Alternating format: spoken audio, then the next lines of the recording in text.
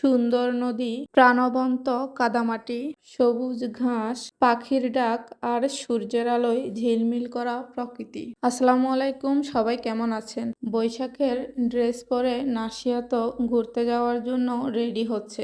ঘুরতে যাওয়ার কথা শুনলেই একেবারে লাফালাফি শুরু করে দেয়। আর রেডি হওয়ার জন্য অনেকক্ষণ ধরে আমার সাথে ভাইনা ধরেছিল। এই জন্য আমিও ওকে বৈশাখের ড্রেসটা পরিয়ে রেডি করিয়ে নিলাম। সে তো ড্রেসটা পরে অনেক খুশি, আর ব্যাগটা হাতে নিয়ে আরো বেশি খুশি হয়ে গেল। দেখেন কি সুন্দরভাবে পোজ দিচ্ছে। এই তো রেডি হয়ে আমরা বেরিয়ে গেলাম বাইক নিয়ে। তবে নাসিয়া বাইকের সামনে বসে বাবার সাথে দুষ্টামি করতেছিল, অনেক কথা বলতেছিল আর গল্প করতেছিল। দেখেই বুঝতে পারছেন বাইকে উঠেই সে যেন অনেক বেশি খুশি হয়ে যায়, আর ঘুরতে যাওয়ার কথা শুনলে আরো বেশি আনন্দিত। আর এই সুন্দর মুহূর্তগুলো অনুভব করতে করতে আমরা পৌঁছে গেলাম সুন্দর একটা প্রাকৃতিক পরিবেশে। আজকে আমরা এসেছি শহরের কোলাহল পেরিয়ে একটু দূরে, একটু সবুজের মাঝে একটুখানি শান্তি খুঁজে। আর আজকের এই ঘোরাঘুরিটা আরো বিশেষ হয়ে গেছে আমার মেয়ে নাসিয়ার সঙ্গে আসার কারণে। প্রকৃতির কোলে সে যেন মুক্ত একটা পাখি। প্রকৃতির সঙ্গে ওর যেন সে কি বন্ধুত্ব, সেটা চোখে না দেখলে বিশ্বাস করা কঠিন। ও কখনো দৌড়াচ্ছে, কখনো আবার সবুজ ঘাস ধরতেছে। বড় বড় ঘাসগুলো দেখে সে তো ভীষণ খুশি। নাসিয়া তো এখানে এসে মুক্ত পাখির মতো যেন ডানা মেলে উঠছে। এটা কিন্তু একটা ছোট নদী, তবে নদীর এক পাশে মূলত শুকিয়ে গেছে। এখানে রয়েছে সুন্দর কাদামাটি। কাদামাটি কিন্তু আমার নিজেরও অনেক বেশি ভালো লাগে দেখতে। এখানে মাটিতে অনেকগুলো বড় বড় পায়ের ছাপ রয়েছে। নাসিয়া বলতেছিল আমি যাতে এখানে পা দেই। আমি যখন জুতা নিয়ে পা দিলাম তখন বলল জুতা খুলে খালি পায়ে পা দেওয়ার জন্য। এই মুহূর্তটা কিন্তু আমার কাছে ভীষণ ভালো লেগেছে। একটু সামনের দিকে এগোতেই নাসিয়া দেখতে পেল এক জোড়া জুতা, আর আমাদেরকে দেখিয়ে বলতেছিল দেখো কে যেন এক জোড়া জুতা ফেলে রেখে দিয়ে গেছে। আর একটু সামনে গিয়ে দেখলো খুব সুন্দর একটা ছোট্ট নৌকা। নৌকাটা দেখে আমার নিজেরও অনেক বেশি ভালো লেগেছে। নাসিয়া তো লাফালাফি করছিল নৌকাতে ওঠার জন্য, কিন্তু দুর্ভাগ্যবশত এই নৌকাতে যাওয়া যাচ্ছিল না, কারণ নৌকার সামনেই অনেকগুলো কাদামাটি রয়েছে। কাদামাটিতে পা দিয়ে কখনোই সামনে যাওয়া সম্ভব না আপাতত, কারণ এখানে আমাদের পা ধোয়ার মতো কোনো অবস্থা নেই। কি আর করার, নাসিয়াকে বুঝিয়ে শুনিয়ে একটু সামনের দিকে আবারও এগিয়ে যাচ্ছিলাম, কিন্তু নাসিয়া এখানে এসেও ওর দুষ্টামি শুরু করে দিল। দেখেন কিভাবে নিজে নিজে দুষ্টামিগুলো করতেছিল। তারপর ওকে সামনের দিকে একটু হাঁটতে বলছিলাম। দেখেন প্রাকৃতিক পরিবেশটা কিন্তু খুবই সুন্দর ছিল। একটু সামনে যেতেই দেখলাম খুব সুন্দর একটা বাদাম ক্ষেত। বাদাম ক্ষেত দেখেই নাসিয়া এসে পড়লো।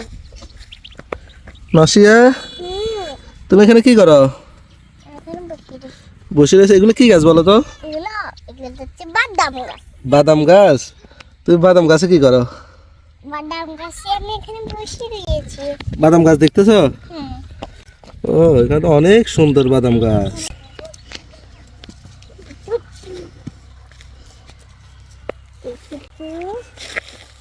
এগুলা কি নাসিয়া বাবু? এগুলা কি? সূর্যমুখী।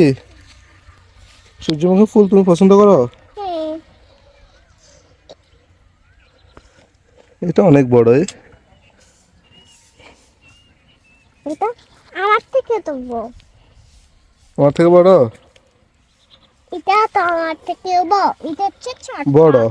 এটা হচ্ছে এটা হচ্ছে আমার থেকে এটা ছোট।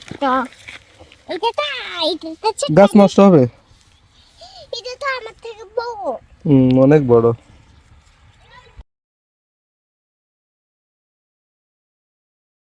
সূর্যমুখীর কাছ থেকে এসেই আবারও সামনের দিকে একটু এগিয়ে যাচ্ছিলাম, দেখছিলাম আর কি দেখা যায়। নাসিয়া তো দৌড়াতে শুরু করে দিল। এখানে ছিল একটা ভাঙাচোরা ঘর। এখানে মূলত এর আগে একটা রেস্টুরেন্ট ছিল, যেটা এখন আর নেই। এই জন্য এই সবকিছু ভাঙাচোরা পড়ে আছে।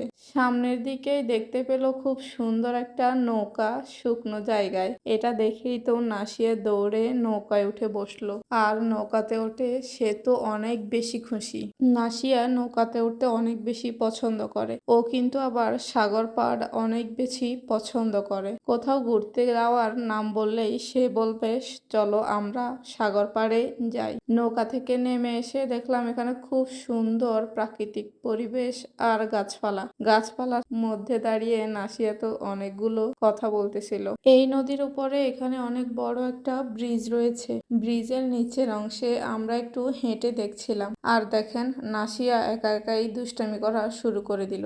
যেখানে যাবে তার দুষ্টামির আর কোনো শেষ নেই। আমরা ব্রিজের নিচ দিয়ে এপার থেকে আরেকটা দিকে চলে আসলাম। দেখছিলাম এই জায়গাটা কতটা সুন্দর। আসলে এরকম প্রাকৃতিক পরিবেশ উপভোগ করার মজাই আলাদা। আমাদের এই দিনটা কিন্তু খুব সুন্দর আমরা উপভোগ করেছি। দেখতেই পাচ্ছেন জায়গাটা কতটা সুন্দর আর সবুজ প্রকৃতিতে ভরা। আর এই ছোট ছোট মুহূর্তগুলোই তো আসলে আমাদের জীবনের বড় বড় সুখ। নাসিয়ার চোখে মুগ্ধতা, মুখে প্রশান্তি, সব মিলিয়ে মনে হচ্ছিল আমরা কিন্তু ঠিক জায়গায় এসেছি। নাসিয়া শুধু প্রকৃতির মাঝে সময় কাটায়নি, ও প্রকৃতিকে উপলব্ধি করেছে, অনুভব করেছে। এই পৃথিবীটা যে কত সুন্দর সেটা ওর চোখ দিয়ে আজকে আমি নতুন করে দেখতে পেলাম। এই দিনটার প্রতিটা মুহূর্ত ছিল মনে রাখার মতো। আর নাসিয়া ও তো প্রকৃতির মাঝেই হারিয়ে গিয়েছিল।